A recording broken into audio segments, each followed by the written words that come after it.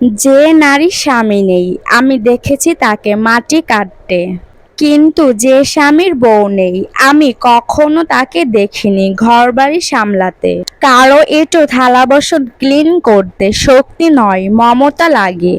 আপনি সারাদিন কাজ করলে বেতন পান, সে সারাদিন কাজ করলে ভালোবাসা পায় তো। নারী তুমি যৌবন বয়সে বাবা মায়ের কাছে অভিশপ্ত, একজন স্ত্রী হিসাবে স্বামী এবং তার পরিবারের কাছে দাসী, আর শেষ বয়সে মা হিসাবে সন্তানের কাছে বোঝা। আসসালামু আলাইকুম, আপনারা সবাই কেমন আছেন? আলহামদুলিল্লাহ, আমরা অনেক ভালো আছি।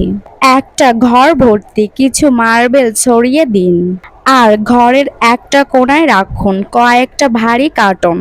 এইবার একজন একজন করে কয়েকজন পুরুষকে এনে বলেন, আপনি যে কোনো একটা কাজ করবেন। হয় একটা একটা করে মার্বেল কুড়াবেন, না হয় পড়ে থাকা 3টা ভারী কার্টন সরাবেন। আমি একজন পুরুষ হিসাবে বলছি, একটা একটা মার্বেল কুড়ানো থেকে ভারী কার্টুন সরানো আমার কাছে সব থেকে সহজ কাজ। না, আমরা শুধু সহানুভূতি থেকে মেয়েদের জন্য ঘর ঠিক করে দেইনি, বরং আমরা জানি মেয়েদের তুলনায় আমাদের ধৈর্য কম, তবে শক্তি অনেক বেশি। আমার না পারা যে কাজটা একজন মেয়ে করে দেয়, তার কাজের গুরুত্ব আমার কাছে কতটুকু। পুরুষ শাসিত এই সমাজে মেয়েটা মাথা নিচু করে বলে সে নাকি কিছুই করে না। রাত 12টার পরে একটা মেয়ে মশারি টানাতে টানাতে সে ভাবে সে একজন গৃহিণী। ঘুম থেকে উঠে সাজানো ডাইনিং দেখে চোখ দুটো চকচক করলেও এই সাজানো দৃশ্যের আড়ালে থেকে যায় তার গরম চুলার ভাব। লবণ কম অথবা ঝাল বেশি আমাদের দৃষ্টি না এড়ালেও, তবে গরম তেলে ফোসকাটা ঠিকই চোখের আড়ালেই থেকে যায়। যে নারী কিছুই করে না সে নারী সন্তানের দায়িত্বটা আপনাকে দেওয়া হোক, আপনি তখন কার্টনও সরাবেন আর মার্বেলও পোড়াবেন, তবুও একটা বাচ্চার চিৎকার শুনতে ঘরে বসে থাকবেন না।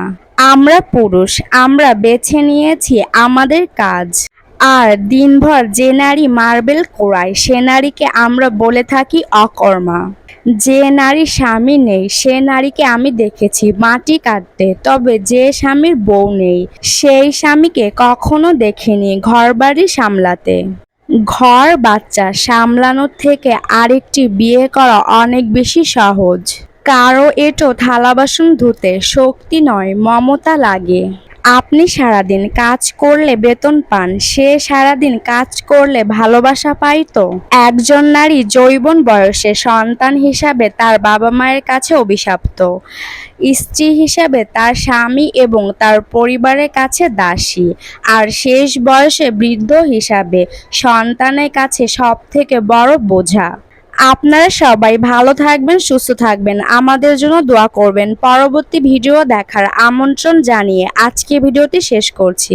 আল্লাহ হাফেজ, আসসালামু আলাইকুম।